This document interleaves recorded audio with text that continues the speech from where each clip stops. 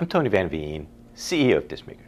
A bit more than a week ago, Spotify announced some major changes to their royalty accounting policies, and I am pretty upset about one of them in particular. After you hear all three, I'm sure you will be too. Watch this whole video because I address these three changes, and at the end, I have recommendations for what you can do about them. Here's the deal. Spotify has been under huge pressure from the majors to pay them more money. It's what the labels call artist-centric royalties. Sounds pretty good, right? Artist-centric. Except in their Orwellian use of the term artist-centric, they mean more money to major artists and less to you, the independent artist. Here are the three ways that Spotify announced they're going to change their royalty accounting. Number one, white noise and background noise recordings, the waves crashing on the shore or thunderstorms or rainfall sounds that many people use to fall asleep to, they will need to be a minimum length in terms of minutes before they monetize. Number two, digital distributors who contribute to fraudulent accounts will be penalized. What does that mean?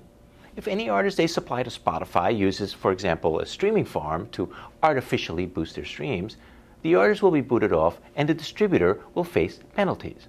I assume these penalties will take various forms, including reduced service levels for all the artists the distributor distributes, longer wait times before songs go live on Spotify for all their artists, suspensions of royalty payments, and even fines for the distributor. What the penalties actually are has not been announced yet. Number three, the most egregious new policy change is that any low-volume tracks that get less than 1,000 streams per year will not monetize. Those artists will not get paid for their streams, and instead, those royalties will go into a pool that gets redistributed to every other artist on the platform proportionate to streams. Which means those artists' royalty revenues will now go to, guess who? The majors. So let me first quickly address the point I actually have no beef with, minimum song lengths for background noise tracks. These tracks are quite popular, and the issue is that they're frequently supplied by content creators, not artists, who optimize their tracks at 31 seconds long to maximize their royalty collections. They combine those tracks into long playlists that frequently get played on repeat all night long as the listener sleeps, racking up tons of royalties. While I certainly think it's okay for these tracks to collect royalties, I'm also actually fine with setting a minimum length for such tracks to prevent royalty hoarding. Rumor has it that that length will be 4 minutes per track. And I'm perfectly okay with freeing up the excess royalties from some of these content farms and dropping them back in the pool for legitimate artist payments. As far as the penalties for distributors, my second point, no one knows yet how this will work, but it seems rather challenging. The major digital distributors like CD Baby, TuneCore, and DistroKid each deal with hundreds of thousands of artists a year. They deliver millions of tracks. Already, they have processes in place to prevent copyright infringement and fraud. However, penalizing them and all the artists they distribute when a few of their artists commit streaming fraud seems really severe. We'll have to see how this plays out between the distributors and the DSPs. Grab your popcorn. The thing that really pisses me off about all of this is the attitude by the industry that the content these distributors deliver to the DSPs is somehow inferior. Recently, Universal Music chairman Lucian Grange basically called the likes of DistroKid, TuneCore, and CD Baby merchants of garbage. Specifically, he put music by new artists that have no engagement with fans yet in the same category as vacuum cleaner sounds or rain on a pane of glass. And he argued that, and I quote, "Those groups who have expressed a concern about artist-centric are those whose business model is based on being merchants of garbage." Merchants of garbage. Well, go to hell, Lucian, and the uppity horse you rode in on. I know you and your fellow major label CEOs are very concerned about the market share erosion the majors are seeing caused by the explosion in popularity and volume of independently distributed music. But let me remind you, That garbage you're talking about is where some of the most creative and interesting music is being made today. It's where some of the most loyal and passionate fans listen to music and buy CDs and merch. And it may just be where your next big artist is coming from. Besides, this independent music in no way gets in the way of music fans discovering your artist's music. The streaming algorithms will make damn sure of that. The danger in this whole thing, of course, is that this toxic indie is garbage mindset becomes mainstreamed, like other toxic attitudes like racism and anti-Semitism have been mainstreamed in recent years. And indeed, because of the majors talking about this, it appears that Spotify, at least, is buying into the argument. Perhaps it should not come as a surprise that the majors all own a minority equity stake in that streaming platform. And here's the truly insidious part. This attitude that small independent artists are inferior to popular acts has led to the Spotify proposal that will really hurt independent artists, and which is my major beef with Spotify and the majors today. Their announcement that tracks that have less than 1,000 streams per year will not get paid their royalties. How does Spotify think they can get away with not paying legitimate artist-earned royalties to the artists who earn them, and instead redistributing them to the other more popular artists on the platform? You know what that's called in my book? Stealing. Sure, you could argue that at that level of streams, the royalty owed per track is so low, under $5, that it won't make any financial difference to you whether you get paid or not.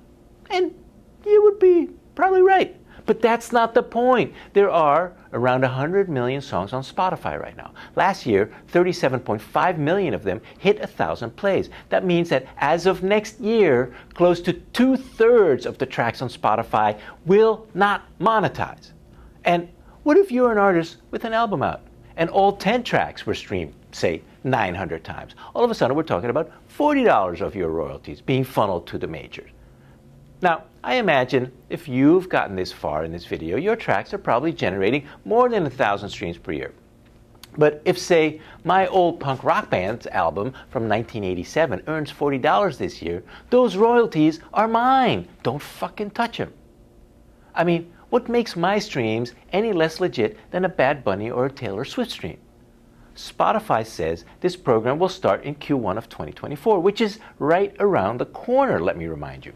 And they estimate that in year one, they will redirect $40 million in royalties from small DIY artists to the majors. $40 million. They are stealing $40 million of your royalties in just the first year of the program.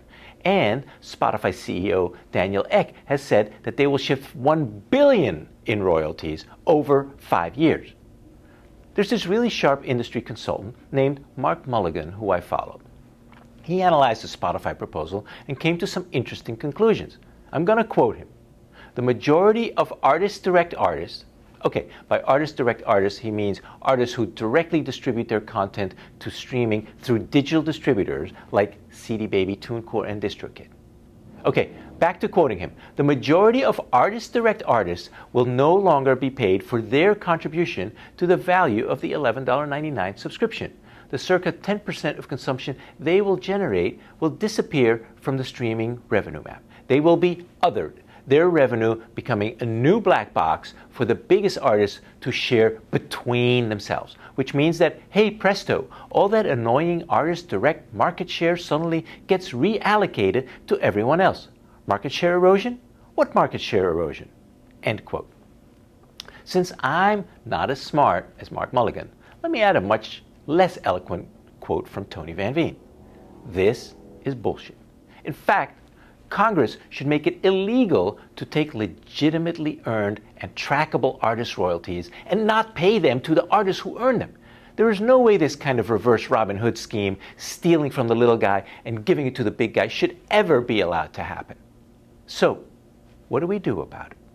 For one, I call on the leaders of CD Baby, DistroKid, and TuneCore to band together and join other like-minded music organizations like the Future of Music Coalition to lobby Congress to make it illegal to appropriate any legitimately earned royalties from any artist and redistribute it to a pool that pays the majors or anybody else.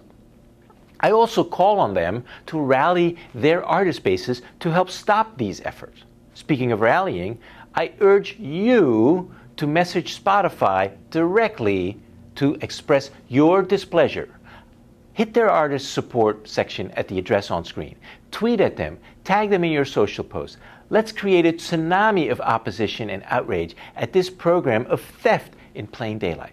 And finally, I urge you to write your congressman or congresswoman and senator and ask them to intervene. Let's flat out make it illegal to take away your royalties for the benefit of others who did not earn them.